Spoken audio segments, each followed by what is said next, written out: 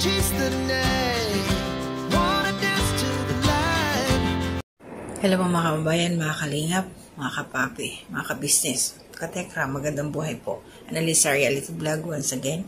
Ako po ilalabas muna ngayon sa mundo ng mga tao. Dito po tayo sa DPWH. Grabe yung talagang flash flood. Yung aking dito sa aking FB ba? Ang daming notification. Makikita mo sa newsfeed, grabe, puro DPWH, ang daming anomalya, mga ganon-ganon. At ito, natuwa ako kay Senador Marcoleta. Pakinggan po natin. DPWH, dahil nga sa mga nangyayari ngayon ng mga palpak, di umano ng mga projects of flood control. Ako meron ako sariling dyan eh. DPWH. Okay.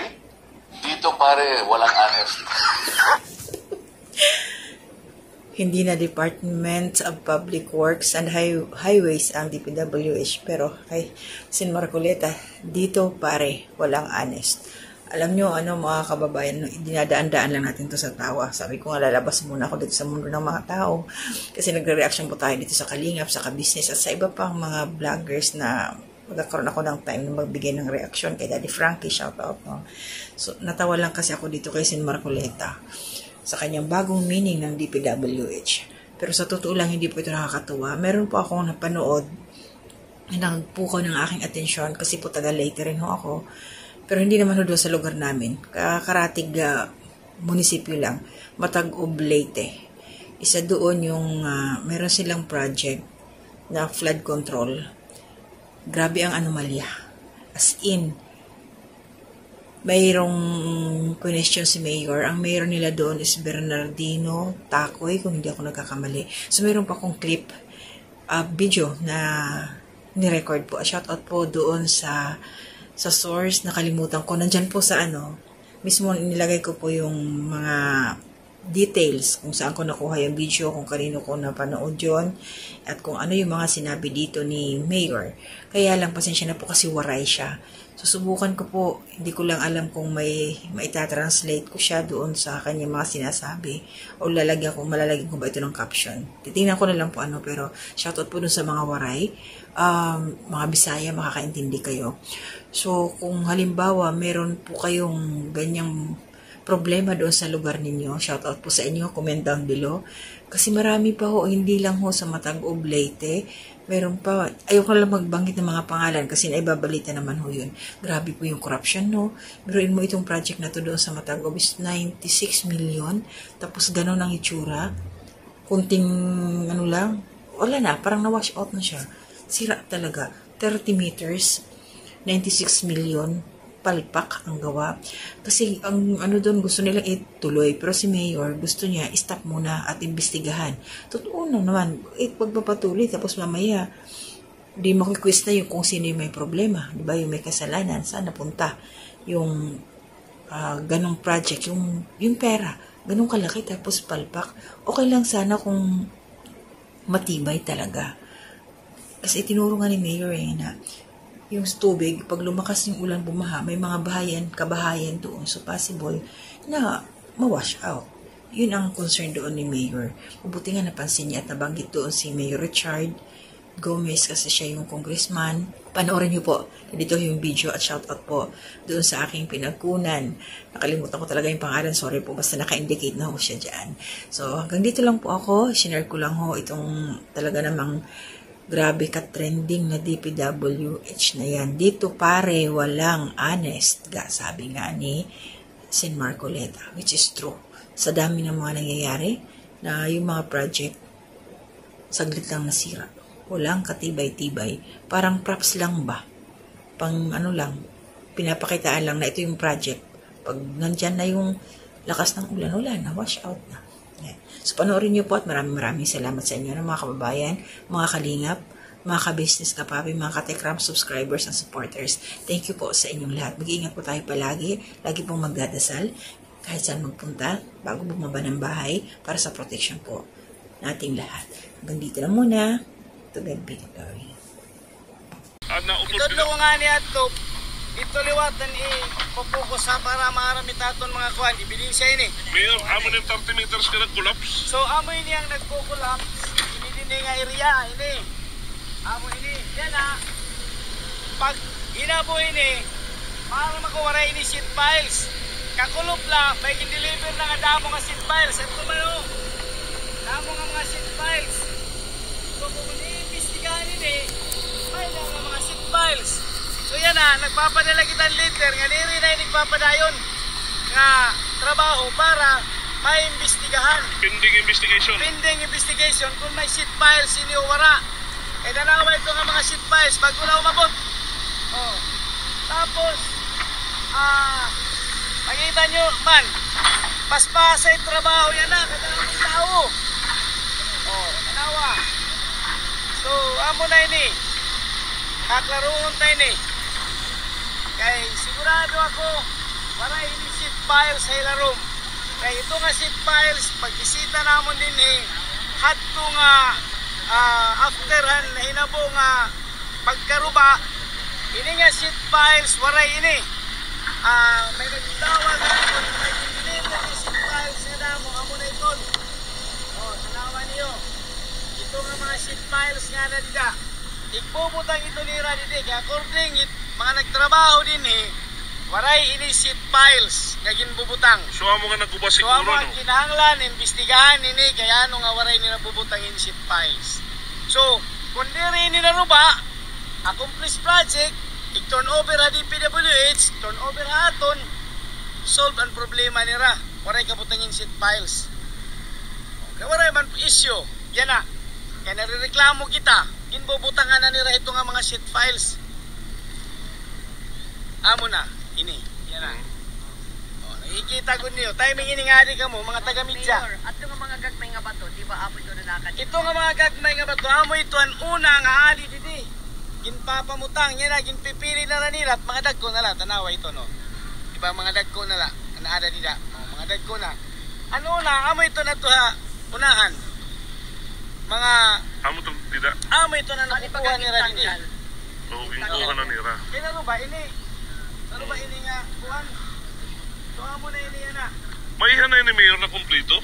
Waray pa ini actually, waray pa ini ma-turn over. Amo nga nit, akon karuyag signon, it akon pagreklamo So nagubad na yun. para maimbestigahan, diri mapadayon, diri anay ipadayon it construction, tatan-aon anay, paimbestigahan ni Congressman Richard Gomez, ni DPWH, kay kung ano nga diri inigin bubuhat intuhay. Haynan mga POW niya, tanawon kung insakto ba, kaya ano nga naruba, waray pakatapos. So amin niya na, ruba na. So, ginpaspas nira pagtrabaho. Yan na, may gin-deliver damo nga sheet file. Ay ako pag seat nga, mauna pagbutangan ang structure high ba, bago ang sheet file, ikaw, foreman ka, steelman. Oh, maya kayo ng mason. Hay man unahon, sheet file, structure high ba? Sheet file. Kaya ano ito nga yan alagin di-deliver. O, di ba? May sayop na. So, kailangan i-stop ini nga construction progress for investigation. O, amo lang akong gusto. Diri ako nagsisiring nga in-question ko Richard Gomez. But, I am appealing to Congressman Richard Gomez. Be part of this investigation. Dapat. Diri kay parang pinoprotektahan mo yung DPWH at saka yung contractor. Amo nga, adi, nag-iisog ka and you call me stupid. And now, here is my stupidity. O, amo na iniyan na. Ginbibiling ko ang tuhay, so amo nga yan iniyan tinuod nga gisiring mo nga stupidity. And gihimo ko nga stupidity para hit kaupayan hit akong punto. Diri para hit kalugaringon ko nga interest. Kano ni nag-collapse, Mayor? Nag-collapse ini aton Lunes ang pagbaha August 25. Gabi. Ini nga bugos nga kuan, collapse ini. Mga pira dahil ni ka-meters. Mga 20 plus liters ara ini nga. Tikang dito nga di. Na kuan, collapse. Delikado pa ini kay usalay ni nga side ang ginbubutangan nila dili ini kabilaan. So, ang problema kung maghitaas si tubig, tanawon mo lang level din level mga balay dito na, kubos ato nga mga balay. So, ano nga study ang ginhimo nila para ini So, susuratan mo, Mayor, hinut nakadress, di mo surat. Actually, naghimo kitang sulat yan na. Ongoing kay naton mga SB members umabot pala tikang travel kay may seminar hira. Ani pala may nakita resolution and ginpaunatan letter to stop this ongoing construction for investigation. Pagkatapos nagsusulat kita director ng DPWH. Nagsusulat liwat kay upunta ang DBM ginupunta pa ang COA. Tanan ng mga concerned agencies susulatan ta para hindi nga mga gintawag tang questionably. Para ako na, diri ako nagsisiri nga, yung question ni tanan. Ako la, yung question ko ini nga program, nga project nga proyekto. So, stop na yun eh. Ito nga Stop request na to stop the project. Yung kanina naka-address. Naka-address han aton district engineer kan Pipop Suko. Ngan han contractor, papadala na taliwat ang contractor ining sulat para mag-stop. Paano ta na?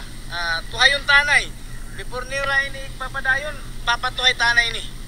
Kay diri pwede nga pag-abot na liwat sunod nga baha, kung bagyo na umabot, maruba ini magpupundo na liwat ti Congressman Richard Gomez para hini dinhi. Yan na pala upayo na.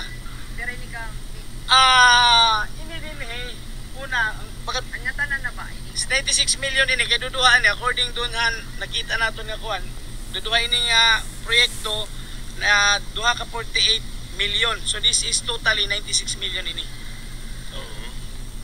Ano you can waray? Yun. Ewan ko. Ewan ko. Mayroon naman doong mga residente. Tapos, bakit dito lang? Pero Mayor, after the investigation, pwede trabaho na yun eh. Yes, because we are asking for temporary stoppage hini nga pagtatrabaho. In request temporary to give way sa investigasyon. Pagkatapos, kung ano't findings, ano't nakikita, bingo. Hinut ma-conducted investigation, Mayor. Dapat na kunhino, yan na, may ginbubutang hira diha nga mga agencies para pag-check iton waray bias, iton diri nakarawat in kwarta, ikanghan mga contractors o whoever nga magkamayada interest kay papadayon in kalurungan.